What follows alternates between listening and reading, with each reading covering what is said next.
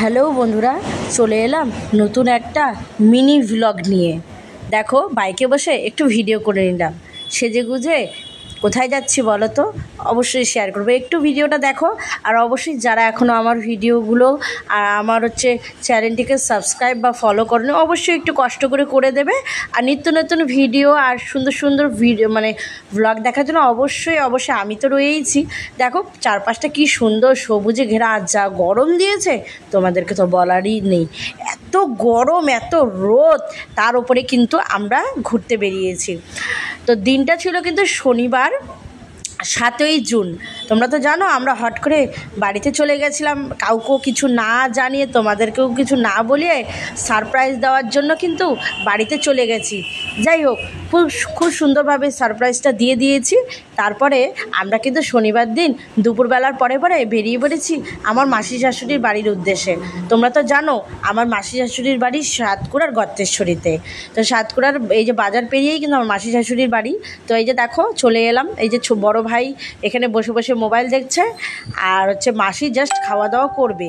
আসলে বুঝতেই পারো, একটা ছোট গুদি বাচ্চা রয়েছে, খাওয়া দাওয়ার কখন কি হয় বলা মুশকিল, তাই না? তো মাসি কিন্তু এখন ভাত খাবে, তার জন্য সব কিছু রেডি করছিল।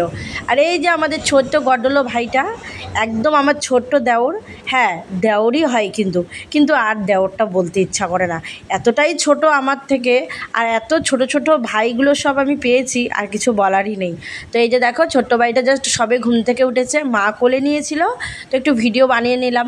এই যে ছোটো ছোটো স্মৃতিগুলো রয়ে যায়, বড় হয়ে দেখতে কতই না ভালো লাগে, তাই না?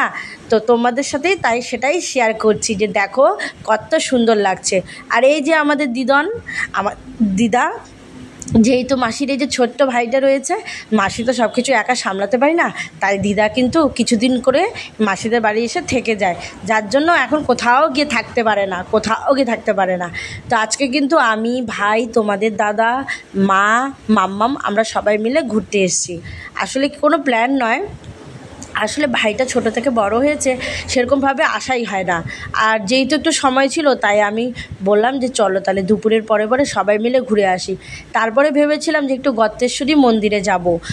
তো গর্তেশ্বরী মন্দিরে যাওয়ার কথা ভেবেই তাড়াতাড়ি বেরিয়েছিলাম, কিন্তু সত্যি কথা বলতে গেলে মাসি মেসোদের বাড়িতে এতটাই দেরি হয়ে গেছে, পরে আর ইচ্ছে করছিল না। আর তোমাদের দাদাও বলছিল যে আর যেতে হবে না, তুমি তো আবার সামনের সপ্তাহে আসবে, তখন তুমি ঘুরে এসো। মামামটা যে কী অত্যাচার করছে সেটা দেখতেই পাচ্ছ ওর বড় কাকার সাথে। আর এটা ওর ছোট্ট কাকা, আমার মামামের এটা ছোট্ট কাকা। দেখো ও মার কোলে খুব সুন্দরভাবে রয়েছে, কিন্তু আমি যখন কোলে নিচ্ছি কি ফুপিয়ে ফুপিয়ে কাঁদছিল। আর তোমাদের দাদা যখন কোলে নিয়েছে তখন তো আরও বেশি পরিমাণে কাঁদছিল। তো যাই হোক, হঠাৎ করে না বলে মাসি মেসোদের বাড়িতেও গিয়েছিলাম।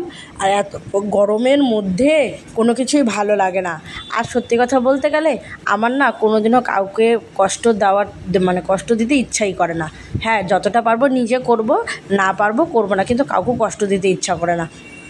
যেহেতু দেখছোই মাসির করার মতো কেউই নেই, আর দিদারও বয়স্ক হয়ে গেছে, দিদা আর কত করবে। তাই আমরা কোনো কিছু সেরকমভাবে খাওয়া দাওয়া করি না, একদম সিম্পল সাদামাটা মিষ্টি মুখ একটু চাটা খেয়ে বিকেলের পরে কিন্তু আমরা বাড়ি চলে এসেছি। আর মাম্মাম দেখো ওই যে একটা ঘোড়ার গাড়ি পেয়েছে, ওই যে আমাদের বড় ভাইয়ের, সেটা নিয়ে খুব সুন্দরভাবে ও খেলা করছে। ও আর কি খুবই সুন্দর খেলা করছে, ওকে আর কিছু বলারই নেই। আর এই যে দেখো কত খেলনা বের করে দিয়েছে, ও সেই খেলনাগুলো বের করে খেলছিল। তারপরে আমি একটু ভাইকে কোলে নিয়ে নিলাম। দেখো কি ভালো লাগছিল না আমাদের দুজনকে। দেখো ছোট্ট দেওর আমার, ইয়ার্কি করার সম্পর্ক আমাদের, তাই না? কিন্তু ইয়ার্কি করার মধ্যে সম্পর্কটা আর থাকবে না। ভাই যখন অনেকটা বড় হয়ে যাবে, তখন কিন্তু আমি অনেকটাই বয়স্ক হয়ে যাব।